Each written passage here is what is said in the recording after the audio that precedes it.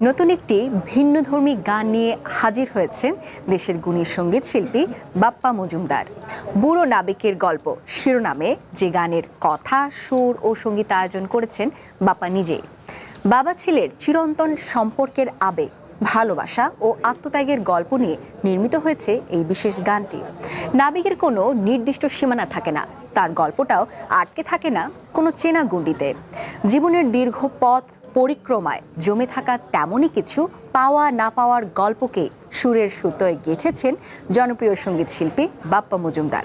শুরু থেকে শেষ পর্যন্ত গানটির মাধ্যমে তুলে ধরা হয়েছে একজন সমুদ্র পাড়ি দেওয়া নাবিকের গল্প। গানটির ভিডিওতে একজন বৃদ্ধ নাবিককে দেখা যায়, যেখানে নাবিকের পুত্র হিসেবে অভিনয় করেছেন বাপ্পা নিজেই।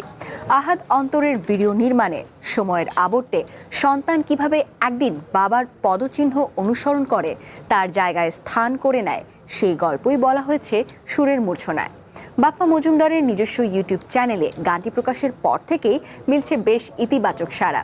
ভক্তরা বলছেন, বুড়ো নাবিকের গল্প গানে বাপ্পা মজুমদারের চিরচেনা সুরের জাদু আর গায়কি আবারও ছুঁয়ে গেছে তাদের হৃদয়।